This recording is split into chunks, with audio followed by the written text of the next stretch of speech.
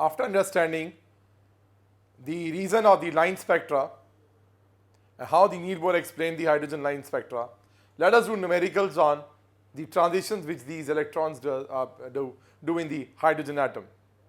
Numerical is find the frequency and the wavelength of a photon emitted during a transition from 4 to 1 state in the hydrogen atom. So an electron is making a transition from 4th to the ground state, the state first, in the hydrogen atom, and we are supposed to find out its wavelength and the frequency. We know the wavelength, the formula we know is this, that wave number is equal to 109,677 1 upon n1 square upon 1 upon n2 square z square. We can use this formula and this will give us the wave number. The reciprocal of this will give us the wavelength, and once we know the wavelength we can find out the frequency. Or we can use the formula that we know energy of an electron in any orbit is minus 1312 z square over n square. This is in kilojoules per mole. This formula or this energy in terms of per atom is minus 2.18 into 10 to the power 8 z square over n square joules per atom. It's minus 18, sorry. So it's minus 2.1 into 10 to the power minus 18 and z square over n square joules per atom, or it can be written as minus 13.6 z square over n square electron volt per atom. So these are the three different values of the energy of the electron in the nth orbit. We can use any one of these to find out the difference of the energy between 4th and 1, and we can use the formula system like this, that this difference of energy will be equal to, of course, E4 minus E1, which can be written as 2.18 into 10 to the power minus 18 1 upon n1 square minus 1 upon n2 square and z square. So even this formula can be used. This will give us energy. From here energy we can find out frequency and the wavelength which is associated with this transition. Now let us use this formula only. It will be 2.18 into 10 to the power minus 18. We know n1 is your lower energy state, n2 is your higher energy state. So we know n1 is 1, n2 is 4. This was given to us. So what we will do is it will be 1 by 1 square minus 1 by 4 square, and since hydrogen is the atom, z is 1. The square of the 1 will be 1. So it is 2.18 into 10 to the power minus 18. It will become 16 minus 1 upon 16.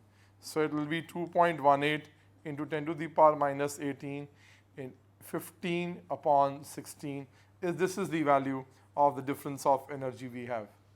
Once we know the difference of the energy between the two transitions which is taking place, we can find out the energy associated with this.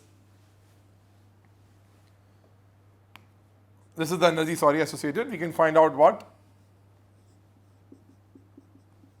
The frequency associated with this. The frequency will be delta E by H. So it will be 2.18 into 10 to the power minus 18 into 15 by 16 upon 6.626 into 10 to the power minus 34. So this will give us the frequency of the radiation, which will come out to be 2.18 into 10 to the power minus 18 into 15 upon 6.626 into 10 to the power minus 34 into 16. So this will be approximately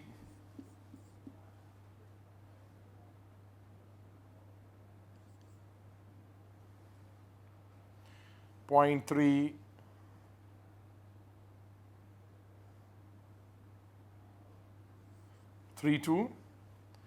This will come out to be, when multiplied by 15,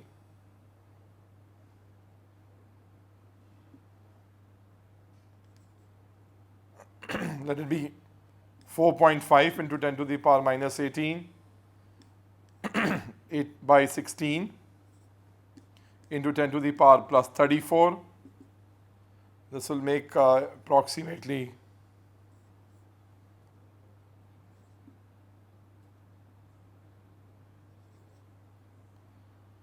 3.2 and